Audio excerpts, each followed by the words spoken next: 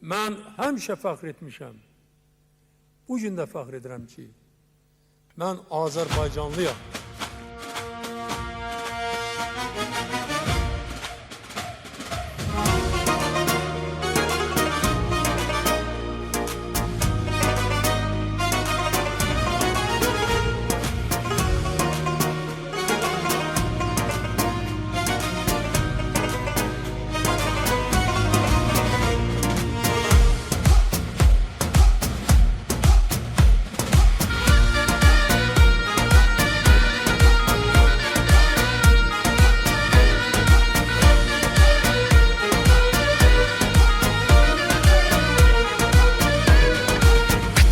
Sen ana torpağım, doğma oduca, adınla sevinir bu dil bu doda.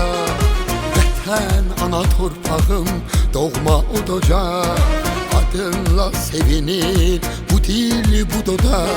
Yurdumun her bölgesi cennet güşəsi, qədimlərdən gəlir milletin sesi. Yurdumun her bölgesi cennet güşəsi, qədimlərdən gəlir milletin səsi. Sevib doymadığım Azərbaycanım, sən güneşim, ulduzum ayım. Sevib doymadığım Azərbaycanım, sən güneşim, gündüzüm ayım. Zirvədə dayanan öz bayrağımdır, indi azad olan öz diyarımdır. Zirvədə dayanan öz bayrağımdır, indi azad olan öz diyarımdır.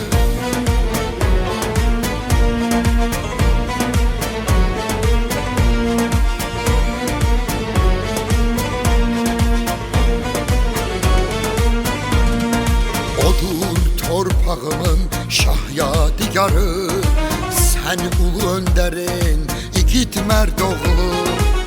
Odur torpağımın şah yadigarı, sen ulu önderin igid mərd oğlu.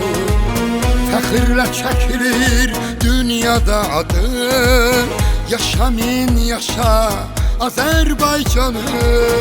Fəxirlə çəkilir dünyada adın, yaşa min yaşa Azərbaycanım.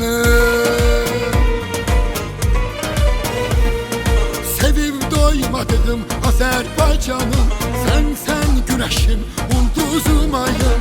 Sevib doymadığım Azərbaycanım, sən güneşim, gündüzüm ayım. Zirvədə dayanan öz bayrağımdır, indi azad olan öz torpağımdır. Zirvədə dayanan öz bayrağımdır, indi azad olan öz diyarımdır.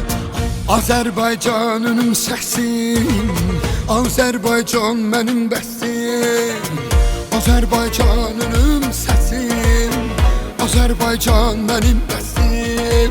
Laylandı cəngim, incilər içində nadir birincisən.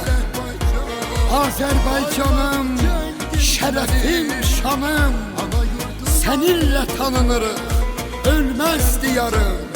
Ölkələr içində fikrim, vüqarım, yurdum qürur duysun bu ərəllərlə, dildən dilə düşsün vətən nəğməmiz, hər yana yayılsın şanı xalqımın.